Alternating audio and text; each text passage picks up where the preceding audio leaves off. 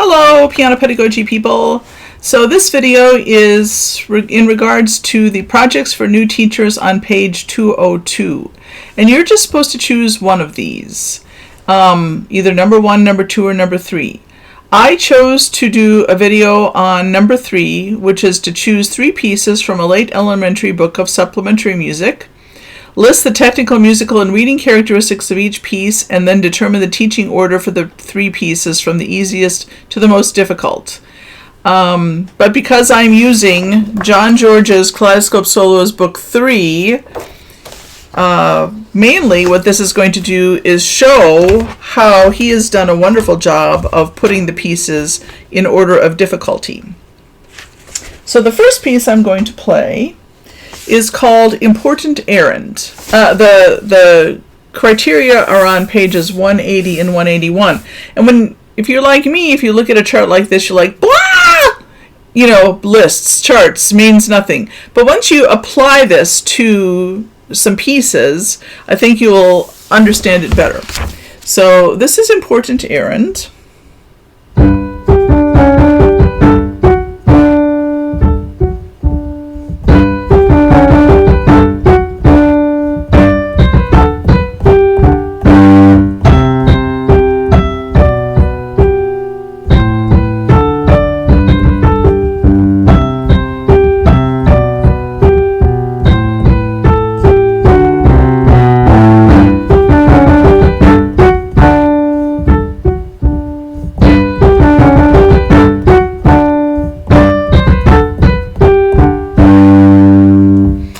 So, the technical challenges, there are between 3 and 5 changes of hand position, depending on how you want to count them. 3 if you count the different changes of hand position, 5 if you count how many times it changes position. The changes happen on the longer note, so you have time on a half note to prepare to change your hand. There's, in terms of how often does it play hands together, it plays hands together all the way through the piece. But usually there's no more than 2 notes at one time. There is some crossing over your thumb that happens here in the first bar. So that's a thing that you might want to teach, on its own before you work on the piece. In terms of musicianship, it does have the musical challenges. It has dynamics, forte, piano, forte, mezzo forte, and a dolce. You have to understand how to do both slurs, legato playing, and staccato. And yes, there are balance considerations, balancing the melody over the accompaniment. In terms of reading, the melody does change direction. There are a few larger intervals. There's some sixths. There's a sixth right here. So, you would want to take those and work on those separately before you learn the piece. The note values are half note, quarter note, and eighth note. So by this point, they should be comfortable with that. They do have to read 2 notes at a time when it's hands together. And then the pitch and rhythm patterns do repeat. So, for instance, this right here repeats down here. This repeats here. So there's some repetition there. The next piece is The Night is Young. Let's see. There. I don't know if that's going to help you very much, but it's something.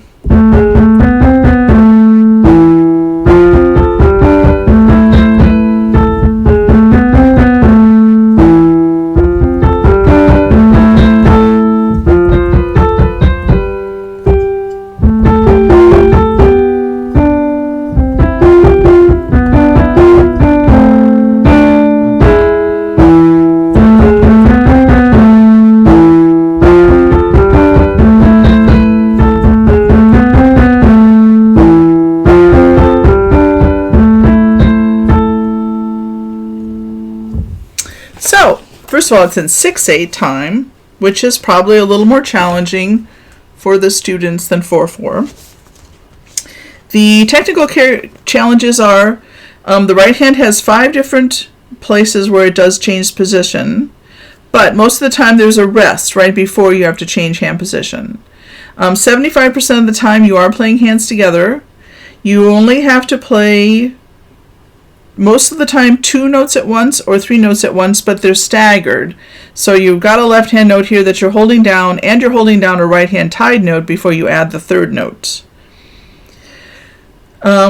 Uses a small range of the piano keyboard. All of these use between a 2.5 to at the most 3 octave range. This is a faster tempo, and of course being in 6/8 you have to teach them how to feel it in big 2 dotted quarter note beats per bar. The left hand does have crossings of the 2nd finger over the thumb, but that happened in the right hand in the previous piece. So that's obviously a technical consideration that he's building into these pieces. At this point, it's learning to cross your 2nd finger over your thumb. The musical challenges, yes, there are dynamics. The articulation is mostly slurs, but there's long slurs and short slurs. So ba-da, there's that articulation that has to be dealt with. You do have to play legato. That's a question really that applies more to earlier elementary pieces, because learning to play legato is a skill. And the balance issues are there between the melody and accompaniment, and it's your left hand that has the melody in the first 2 lines. So you have to train your right hand to be softer. That's interesting. In the reading, there's some 6ths here in the right hand, but they happen twice. And then the rest of it is mostly seconds and maybe some thirds. There are note values that change about every bar, but there's only a couple of different. There's the dotted half note and the dotted quarter note and in this, but they kind of, I think it fits. And there's no, whatever KS is, what is KS? There is no clef, no, there's no key signature, but there are accidentals. So those are the challenges, and that makes it harder than the previous piece, just a little bit, because it's a faster tempo, and it has the dotted quarter notes and the 6/8 rhythm. So there's elements of this that make it just a little bit harder than Important Errand. And then I just cheated and used the next piece too. So here's Hungarian Song, and you can already see that it's harder than the other two because you have mezzo forte in one hand and piano in the other. So that's going to make it challenging.